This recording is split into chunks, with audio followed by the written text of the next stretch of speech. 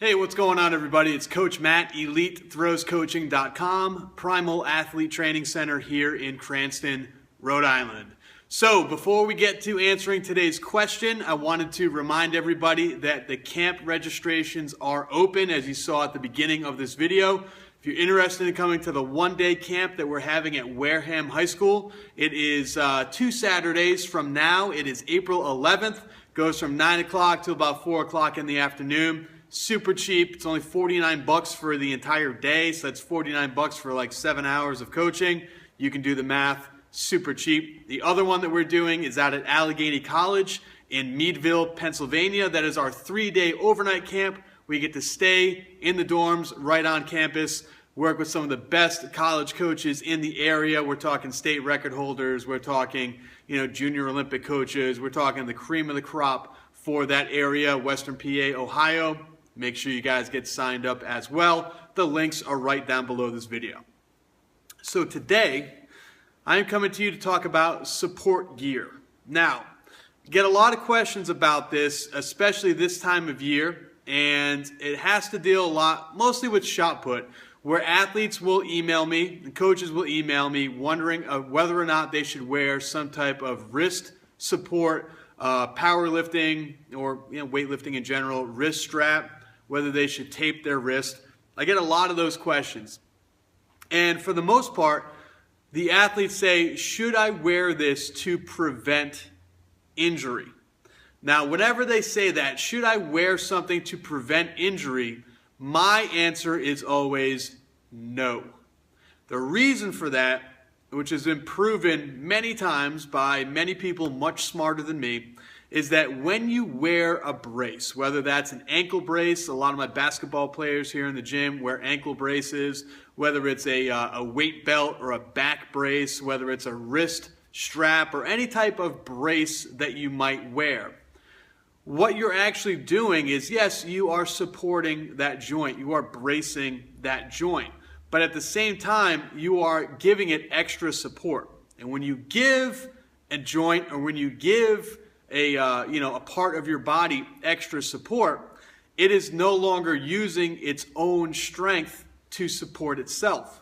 So in essence, if you constantly wear a brace, whether that's a wrist wrap or whether that's an ankle brace, whatever it might be, you are not giving your body the appropriate amount of time and the appropriate amount of usage to get stronger and stay stronger.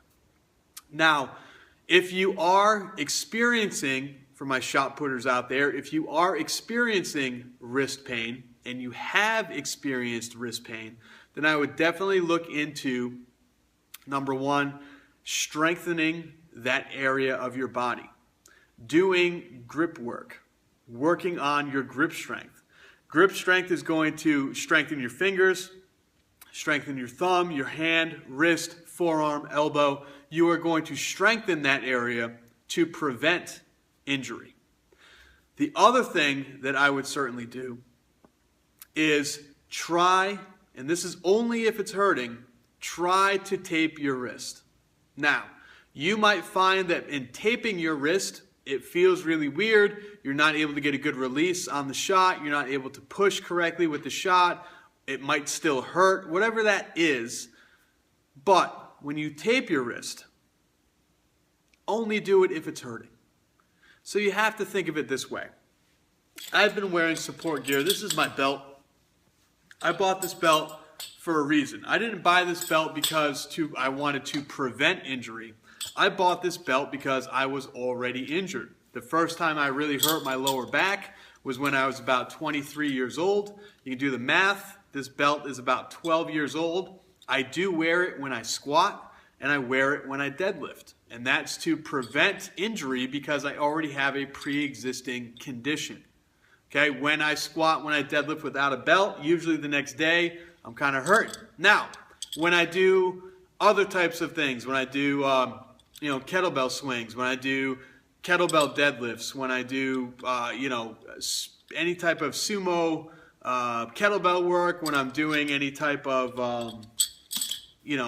goblet style squats with lighter weight, any type of body weight squats, I'm not wearing the belt. So I'm only wearing the belt when I'm doing heavy squats and heavy deadlifts, and that's to prevent injury because I have a pre-existing condition. Now, let's talk about my elbows. I will wear elbow sleeves. I didn't bring them over with me because I have so much gear, it's crazy.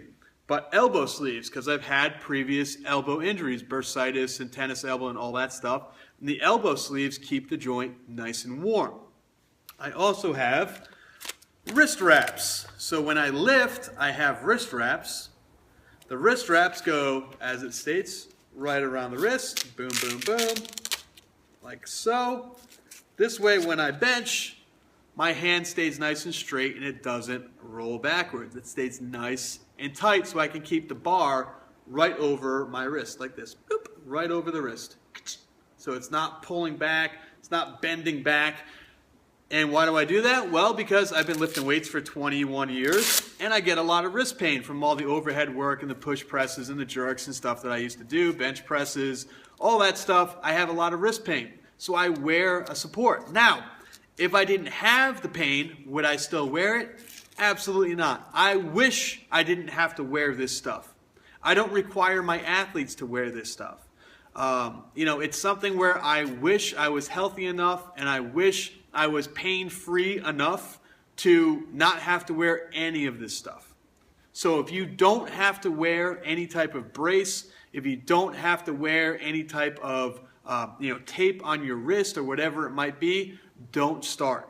Don't go down that tunnel. Don't go down that rabbit hole of, wearing wrist wraps and wrist straps and all this other stuff if you don't have to.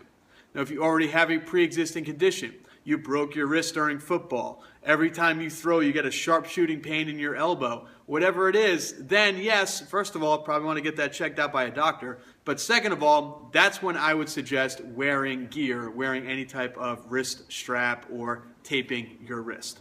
All right, so hopefully this helps you guys out. 500, 600 plus, I don't even know how many videos I've got up here, and I've never answered a question on wrapping the wrist. So there you go. I promised about 5 years ago I was always going to answer questions for you guys, and I never stopped. So keep asking, I'll keep answering. We'll keep this thing growing bigger and bigger, helping out more and more throwers every single year that try this sport out that might not have coaches. It's what I'm here for. Ask away, we'll get it answered. I'll talk to you real soon.